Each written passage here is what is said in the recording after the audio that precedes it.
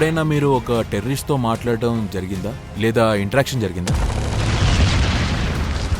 ఆ టైంలో ఒక ఆపరేషన్ అయినప్పుడు మా జవాన్ ఒకతను పైనుండి కొండ నుండి కిందకి పడిపోయాడు. అప్పుడు అతను మేము కాపాడాము. వెంటనే లేపి ఇవాక్యులేట్ చేసి కాపాడాము. అప్పుడు టెర్రరిస్ట్ అడిగాడు, నన్ను ఏమడిగాడంటే నిన్న పడిపోయిన కుర్రాడు ఎలా ఉన్నాడు అని. నిజంగా? అప్పుడు నేను అడిగాడు మీరెక్కడున్నారు అని. అప్పుడు అబ్బాయి అన్నాడు ఎక్కడ పడ్డాడు.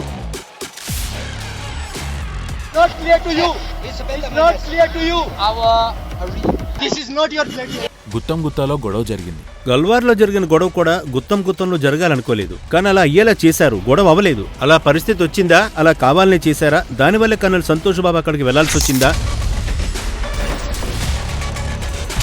నాకు తెలిసి పాకిస్తాన్ వాళ్ళు తూటాలు కాలుస్తారు, కానీ ఈ మెడల్ ఎక్కడి నుంచి వచ్చింది?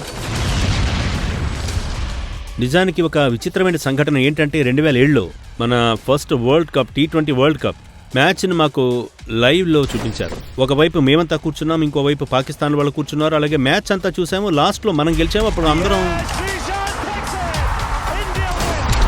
మన మహేంద్ర సింగ్ ధోని ఉన్నారు కదా, ఆయన యాక్చువల్లీ భారతీయ సేనలో టెరిటోరియల్ ఆర్మీలో lieutenant colonel,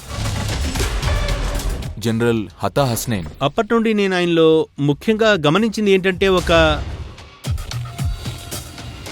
lieutenant general YK Joshi.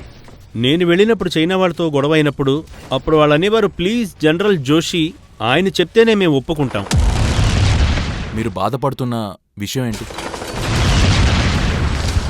అది అరుణాచల్లో మా యూనిట్ ఉన్నప్పుడు అప్పుడు అబ్బాయి మొత్తానికి లొంగిపోవడానికి ఒప్పుకున్నాడు. అక్కడి నుండి అప్పుడు మేము ఆ అబ్బాయిని తీసుకొచ్చాం, తెచ్చి తనని మా బెటాలియన్ కౌంటర్లో జాగ్రత్తగా ఉంచాం. అప్పుడు నేను వెళ్ళిపోయిన 1-2-3 రోజుల తర్వాత నాకు తెలిసిన విషయం, ఈ అబ్బాయికి చేతులు కలిపితే మేము హత్తుకుంటాం, కానీ మీరు చేతులు పైకి లేపితే మేము హత్తుకుంటాం, కానీ మీరు చేతులు పైకి లేపితే